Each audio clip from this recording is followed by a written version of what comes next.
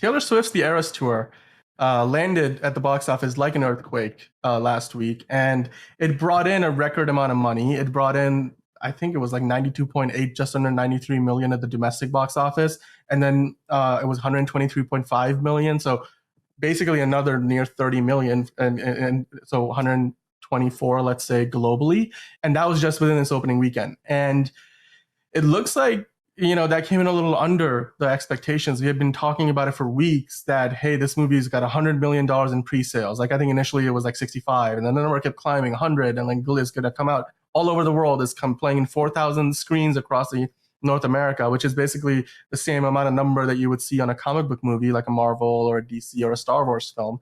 So it had like the footprint, but it seems like, it still kind of came a little under those projections because people were expecting it to hit at least 100 and maybe go as high as 150.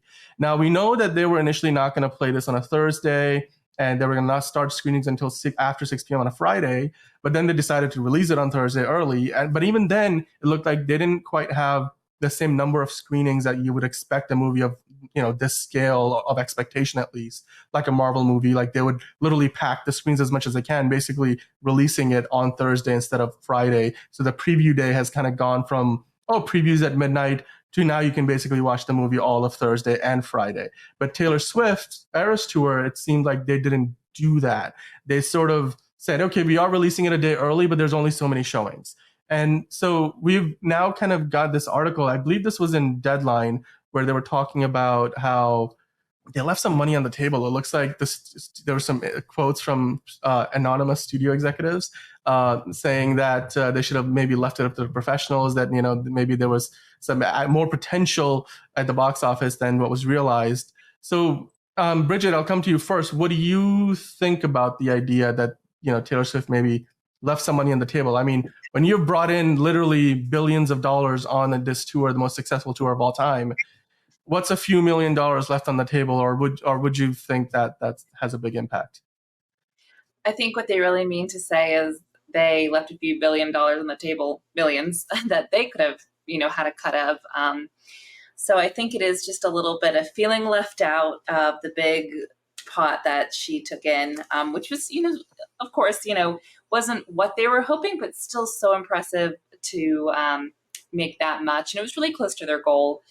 But at the same time, too, I think just from what I was reading as well, it seems that when they kind of project like, hey, we've already sold this many tickets, this much has been sold, it kind of gives the idea that there isn't a lot of tickets left, or they might be really packed theaters. So that also kind of has the effect where some people might then choose not to go, or maybe to wait later when there's not so much, heat surrounding the premiere. Yeah, no, I mean, I think that's fair. That's fair. And by the way, I misquoted earlier. This article that we were talking about, it was in the Hollywood Reporter, not Deadline. Although, Deadline has had plenty of coverage, I'm sure, like all of these outlets have.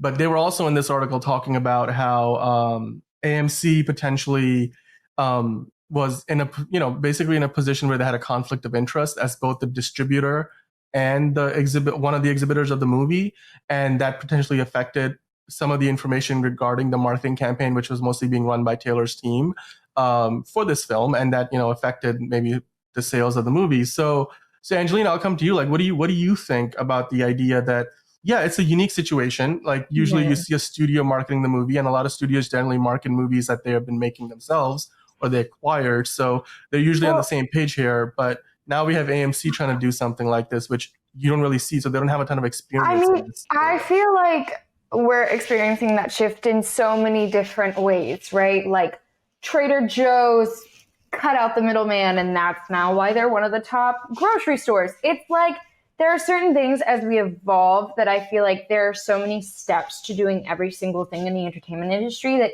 sometimes it makes a little bit more sense to have more of a direct-to-consumer outreach. I would say that move would scare the living crap out of the studios, who make 5 to 8% on every contract deal. 5 to 8% of quite literally like gross sales, right? Gross revenue. Yeah, basically, I think it might even be as high as 10%. Like, you have to give them a cut because they did the marketing distribution. Yeah, it's very easy to just say, they're probably just upset that they didn't get that 10%. I mean, but also there was a little bit more to that in the sense that you also have to realize that like Taylor Swift's scope of fans is kind of the finite scope of fans, and I don't know how many like general population people that aren't into Taylor Swift were going to go see this movie, right? So there was something else that was pointed out in that Hollywood Reporter article. Taylor was marketing to Taylor's fans. I don't know if going through the studios really would have made them any more money.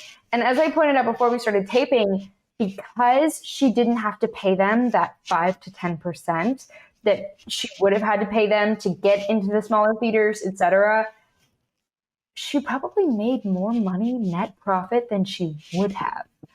So in a way, I feel like it's a really good business move on her part, even if some of the smaller theaters couldn't get their hands on it.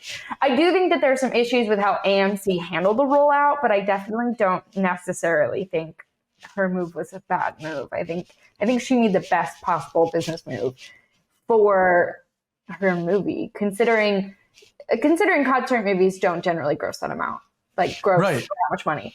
Yeah, I mean, you're right, because Justin Bieber's Never Say Never, which was a previous record holder, I think its entire lifetime run was like under 80 million. Yeah. And this movie like blew that out of the water in its opening weekend. So, and it's only going to keep adding to it. And I think the percentage that the article in Hollywood Reporter mentions that the studios could have had if they were to be doing the distribution could be somewhere between 8 and 15%. So like even higher than the numbers we're talking about. So that's a significant chunk. I think one thing that was key here is usually when it's whoever is marketing. So let's say, for example, it's rare, but sometimes like a smaller studio might make the movie, but then they'll bring in a bigger studio to distribute it. For example, and this is not to say Apple Studios or Apple Films are a smaller studio. It's just they're like, in terms of their scale and footprint, they're like a new player. Granted, they have more money in the bank than all the other studios combined, but they are. Also did Killers of the Flower Moon. Did you? I didn't know that. I didn't know that until I went to go see the movie. And that's a great example because I was like it's going to end up on Apple TV Plus after its theatrical run, but because Apple Apple Films as an organization, it doesn't have like all the connections and like the pre-built infrastructure around distribution. It's greener. It's one of the newest studios. Exactly. And it's kind of like basically the best analogy I can give you is if you wanted to like start a new cell phone company tomorrow, and then you had to go out and put up like towers all over the country.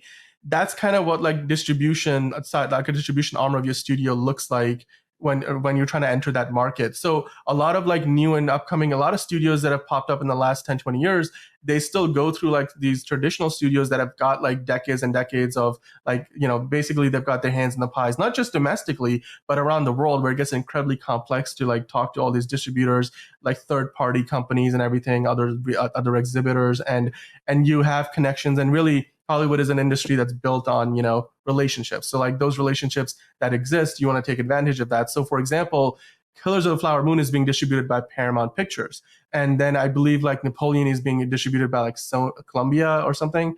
And then next year, Argyle, which is another Apple movie, is being distributed by, I think Universal, if I'm correct. So like Apple is kind of going through like all these like bigger studios that are not big. I shouldn't say like because Apple is a way bigger company than all of them, but these traditional studios that have distribution arms.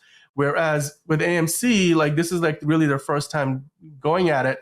And I think part of the deal that they made here is while usually the distribution company takes care of all the marketing of the movie, like Paramount's the one putting out the trailers for Killers of the Flower Moon.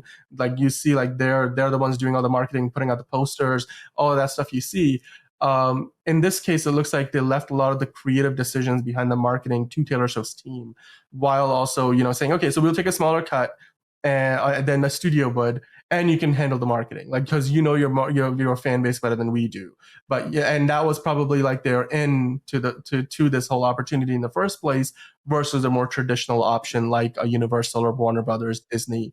So I think there was a bit of a compromise there. But like Bridget, like what do you think about the idea that there was this conflict of interest and that caused some downstream issues where other exhibitors outside of AMC didn't really necessarily have the best information available, and that probably drove down some of the numbers because we came pretty close to 100, but like you could have got another 8 million. I mean, there's enough Swifties out there.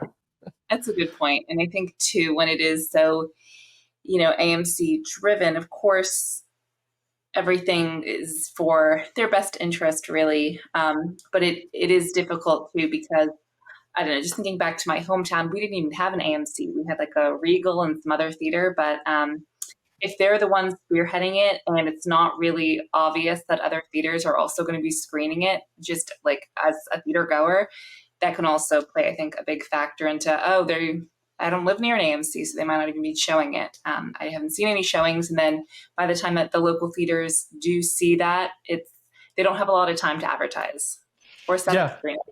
I do think AMC had contracted deals with Cinemark, Regal, and one more. But places like Oklahoma, where I went to school, they had a Harkins theater. I don't know if Harkins had the rights to. Yeah, there's still a lot of smaller chains, like regional smaller chains that I bet you like. I don't know, like what they're. We would have to probably like go deep dive on that. Yeah. So I think that was the biggest issue with the rollout, just in the sense that I feel like AMC didn't do the best job distributing it. I think Taylor Swift made the right call, but if anything, I'd ask AMC for a refund. Yeah. I feel like, sorry, you didn't do your job the way you were supposed to, sir. But with that being said, like overall, I think it was a huge learning curve. I'd be really interested to see if AMC tries to take a swing at distributing more in the future, which is there's been really going to piss off the studios. Yeah, there's definitely been speculation that they'll try to do more of this, especially with like the actors strike taking a lot of movies off the release calendar. And it's like, this is only seems like the latest disruption in a long line of those since the pandemic, where like, the movie going like business, like that AMC, Regal, and Cinemark and all these companies are a part of. It's kind of been like on the down low, and it seems like it's some people will tell you it's dying and might die away entirely. But it certainly doesn't help that, they don't have big movies to play for big chunks of the year because of like a strike or because of a pandemic. And I think these kind of movies can really help fill the gap. By the way, there was this really funny quote that we were all talking about before in this article from like an unnamed studio executive. Can I read it? Yeah, go ahead. It's hilarious. Yeah. Well, hilarious if you're like not like a studio executive. Wait. Okay. Actually, I was going to read it. I don't know where it went, everybody. I don't have it. It's like, it's a few paragraphs into the story. It's it's right after they mentioned the 8 to 15% distribution fee from the studios that they would have taken. If you'll be to read it. Yeah, if you have it. I was like, I no longer have the article. Yeah, it says, there's bound to be some sour grapes on the part of the studios who could have commanded a distribution fee of anywhere from 8 to 15%. And they said it's hard to balk at a $90 million opening. I think it's great for the industry and it's great for AMC, but there was money left on the table by not having professionals handle it. Yeah, there's a little bit of arrogance. Professionals handle it. Although, like, to be fair, like they are, like I just mentioned, these studios, like if Apple is the company that's got trillions of dollars in market value and billions in the bank, decides to go to these studios to do their, distribution for their films, you'd imagine Apple thinks they're professionals. So I will say there's a certain amount of truth to that. There is.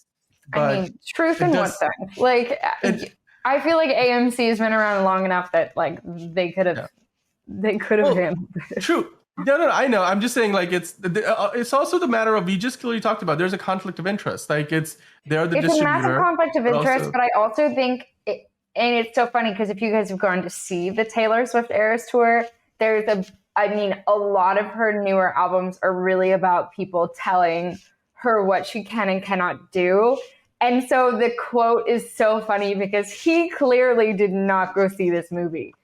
And it's obviously a man. And he clearly did not go see the Taylor Swift movie, everybody, because he would not have said what he said the way he said it. Because he's basically just saying, like, I'm sorry, little girl, you could have done better. And I'm like, I just like literally want to like flick off the camera. Like that's how that makes me feel. If you guys, we can comment the article link so you guys can read it and let us know what you think about the quote. But it really touched on my mansplaining, gaslighting, all of it. I'm like, that's how I felt. So wherever she is. It's like, oh my God, I can't believe you just said that. I was like, okay, cute. I love that for us. Yeah, so definitely, I think we should comment the link to that article, Dan. And we will include it. The show up. But I did want to say that there was David Heron, who's he's the founder of the movie research firm The Quorum. He's quoted in the article saying that even if, and I'm paraphrasing this, like even if this movie had the resources of a studio like distributing it, like we've been talking about, it probably wouldn't have reached all that much higher. No, because I don't think it would have. It looks like because David says that there's a finite audience here, and I think they got them all. So I was talking about it earlier too. Like I fully agree with him. I think she made more net profit cutting the studios out, because I don't think there was much left on the table as far as like what the studio's distributing could have brought in. Absolutely. So, if there was much untapped potential from those smaller towns with local theaters, those fans might have missed out, but I still feel like it's very marginal compared to everything that did go well. Yeah, and to be fair, like I don't think those theaters would have added as much as you might imagine. Maybe it would have added a couple of million at most. Like in order to make up a gap of like almost 8 million, you would really need a much higher per theater average, and you need to pull like much higher numbers at the bigger like city hubs, like New York, and LA, you also have to realize that Atlanta. There's at least 1 to 2 AMCs in every single one of the bigger cities. Like when I was in Miami, there were like 2 AMCs. The closest to me was Regal, but like 2 AMCs. Where I grew up, like 1 AMC. AMCs are truly generally the biggest higher population hubs. No, they're the biggest theater company in the world. So they've got the most screens. What I did want to quickly kind of touch upon before we wrap up this topic is, this is not the last time AMC is going to be doing something like this. It looks like whatever lessons are to be learned, they will hopefully learn them. I mean, who knows whether they do or not. AMC hasn't exactly been under the best of management. Like they survived the pandemic because of the whole meme stock thing.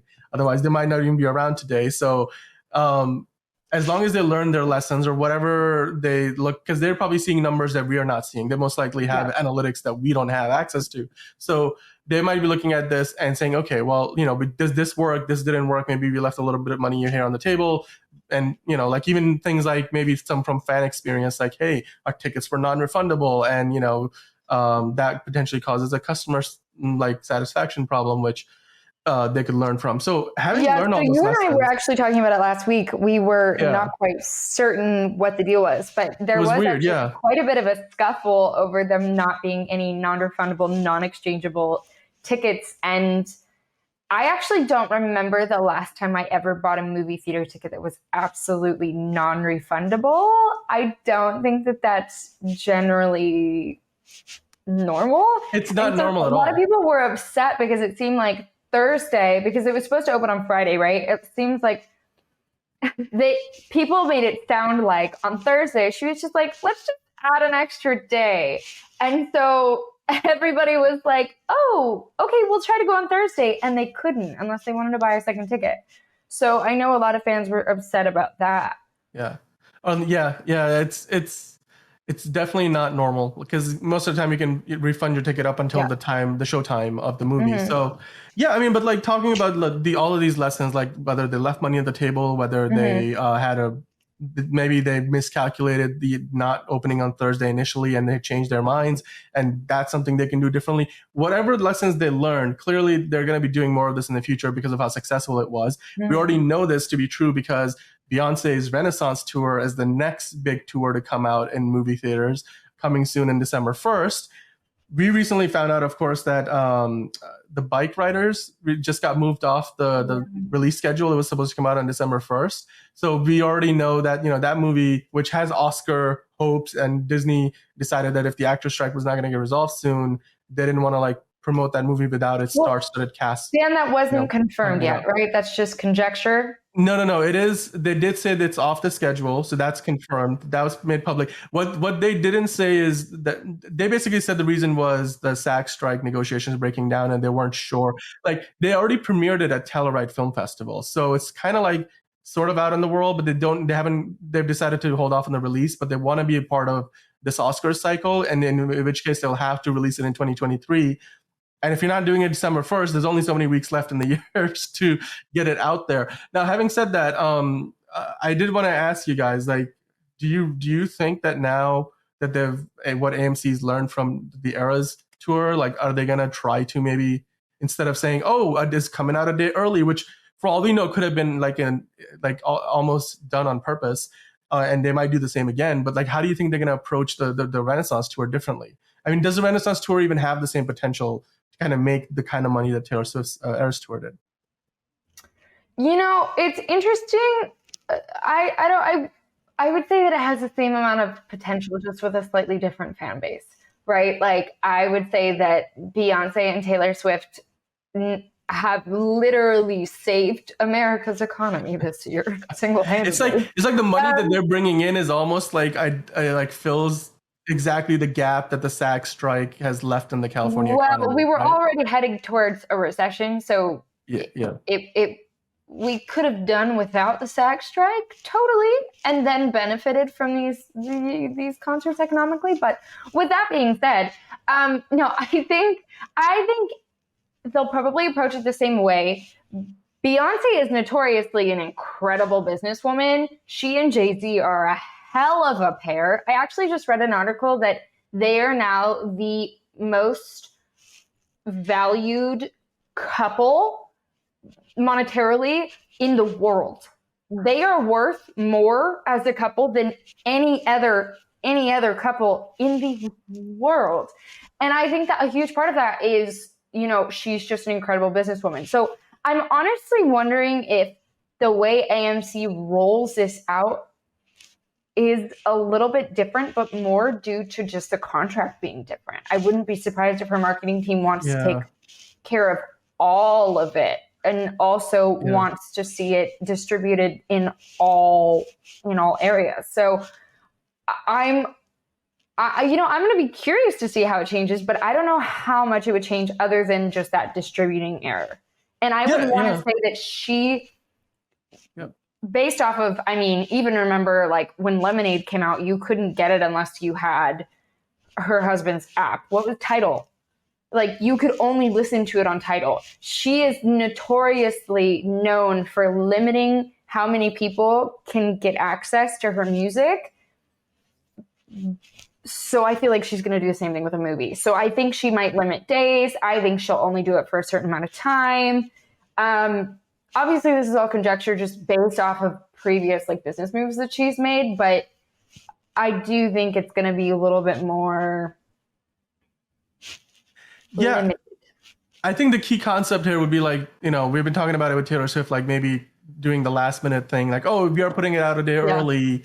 It's sort of creating this artificial scarcity. Not only that, but they've also taken on the other steps. It's not playing during the week. It's only playing on the weekends. It's only playing for this limited 4-week engagement, which may or may not get extended. But so if those, and it seems like all of those things might have helped their numbers rise, because it created this rush, sort of like when, Ticketmaster, initially with the concert sales itself, had the same issue. Well, not to the same scale, of course. It was a much bigger problem, but trying to get a ticket to an actual concert show versus to these movies. But nonetheless, Bridget, I wanted to ask you, on the side of the bike riders, we know that the Taylor Swift, the ERAS tour film, it knocked out 4 or 5 movies, if I remember correctly, from their release dates.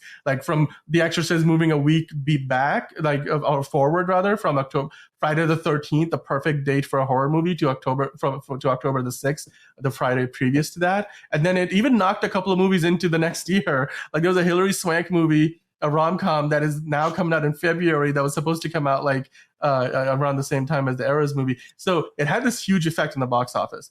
Do you think we're going to see a similar like effect? And is that what the bike riders is? I know Disney is officially calling it the SAG strike as being the reason, but I mean, they would never want to admit this publicly that, oh yeah, the Beyonce movie that AMC is putting out is causing our Oscar-worthy movie with Austin Butler and Jodie Comer and everybody to get Tom Hardy to get pushed back. Like, what do you think this is the start of like more movies maybe making the move to get out of Beyonce's way?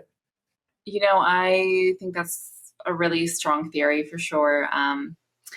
Especially if, as you say, she might want to do something like very limited edition or, hey, I'm going to throw it up this week and then take it down. That's going to create a lot of hubbub surrounding her movie. And it might take a lot of draw away from what they're trying to do, especially doing an Oscars tour. You need a lot of press and publicity for that. So if they feel like they're going to be drowned out by the Queen, like, I don't blame them. That's yeah. a wave that's coming, I think. And of course, I mean, it does make sense too with the strike as well. It could be both. It could be both factors. They're like, why are we going to fight this if it's just not the right time, especially if the actors can't do any press? That's just, I know with like The Haunting in Venice that happened too, and that kind of damaged their numbers. So I think they're seeing what's going on. They are seeing what's happening with the ERAS tour, and they just don't want to probably take that risk. Yeah, that's totally fair. I mean, I think all of these factors could be true. I mean, Disney probably does want to hold this out. I mean, it's not the first movie that has moved out of their original release date that has a lot of big stars attached to it because they can't put them out there on the market on like the press tour because of the SAG strike. So yeah, I guess we'll see. I mean, look, regardless of whether Taylor Swift left the money on the table, or whether something similar is going to happen with Beyonce's Renaissance tour, and whether AMC has learned the lessons or not. And of course, whether the move for the bike riders was connected to the Beyonce Renaissance tour movie or not. We'll find out in the weeks and months to come, like how it all plays out. Of course, guys, let us know in the comments below what you think. Did you go see the ERAS tour movie? Are you planning on going to see the Renaissance tour film? And then, of course, were you looking forward to the bike riders, which no longer has a release date as of right now? And you're just going to have to wait until Disney makes a decision on that. And maybe you'll have to wait until the strike ends with the actors. So yeah, let us know in the comments, like and subscribe for more content like this. And I'm sure we'll be talking about all this and much more in the weeks and months to come.